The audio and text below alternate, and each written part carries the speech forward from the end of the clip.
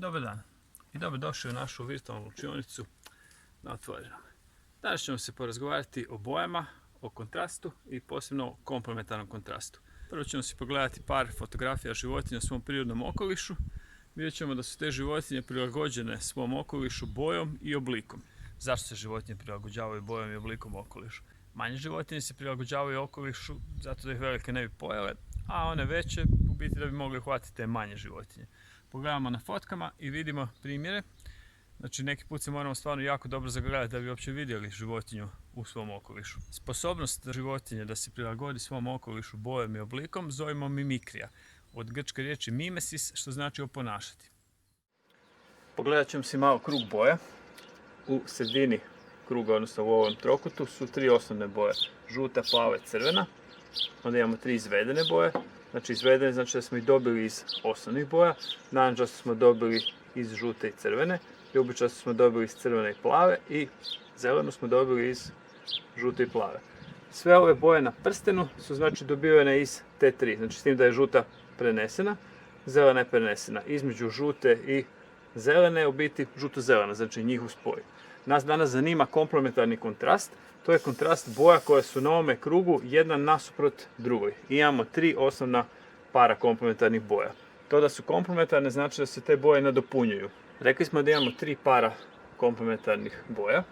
Plava, narančasta, zelena, crvena, žuta i ljubičasta. Vidimo da su žuta i ljubičasta nasuprot jedna drugoj u krugu, zelena i crvena su nasuprot i narančasta i plava su nasuprot. U svakom od tih parova su uvijek sve tri osnovne boje. Kako? Znači plava je osnovna, crvena osnovna, žuta je osnovna. U paru plave i narančaste, u narančaste se skriva žuta i crvena. Znači imamo osnovnu, znači tri osnovne. Zelena i crvena, znači crvena je osnovna, u zelenoj su, evo vidimo, žuta i plava. Znači žuta i plava, znači jedna osnovna, druga osnovna, treća osnovna i žuta i ljubičasta.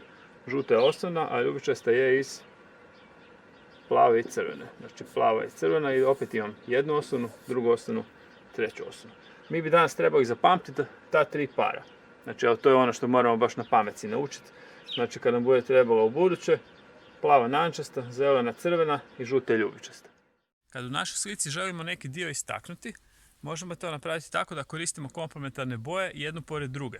Znači vidimo ovdje na primjeru slika od Franz Marka da je on koristio vrlo onako žive boje i da imamo komplementarne parove, znači plohe komplementarnih parova jedne blizu druge.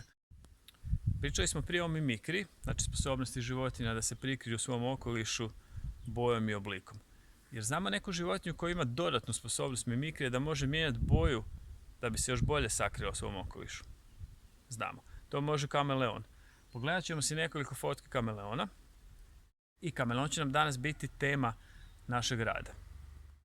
Naš, to jest vaš današnji zadatak će biti na slikama kameleona, ali naš kameleon se neće skrivati, on će biti komplementarni kameleon. Kako ćemo to u praksi izvesti? Naći ćemo na internetu fotografiju kameleona koja nam se sviđa.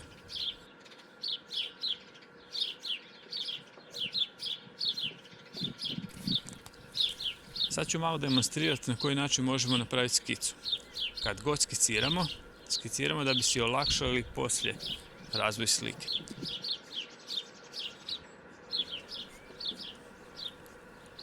Svaki put kad imam neki motiv koji mi je kompliciran i teško mi ga je izvesti odjednom, razdvojim ga na neke dijelove. Znači u slučaju ovog kameleona zamislim si koji se tu jednostavniji oblici skrivaju. I evo, sad ćemo ih polako skicirati.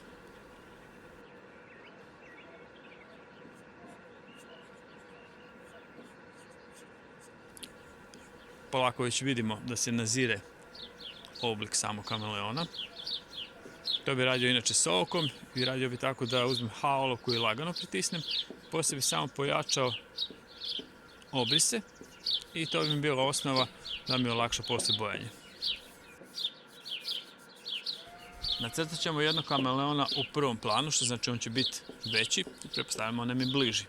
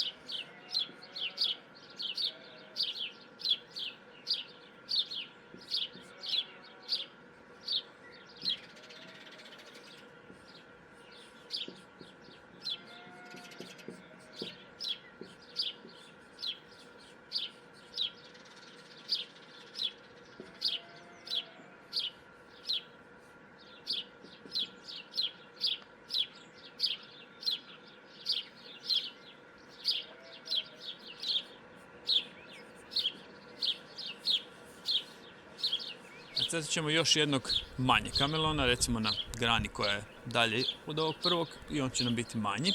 I imat ćemo još pozadinu. Prvi kameleon će biti obojen sa jednim komplementarnim parom od ova tri koja smo prije spomenuli. Drugi kameleon će biti s drugim komplementarnim parom i pozadina će biti s trećim. Znači imamo tri osnovna komplementarna para. Jedan par će biti za prvog kameleona, drugi par za drugog kameleona i treći par će biti za pozadinu.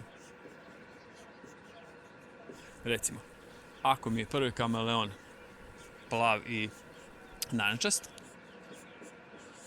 drugi mi može biti crven i zelen, a pozadina mi može biti, šta je još ostalo, žuta i ljubičasta. Znači, ili bilo koja kombinacija koja se vama sviđa.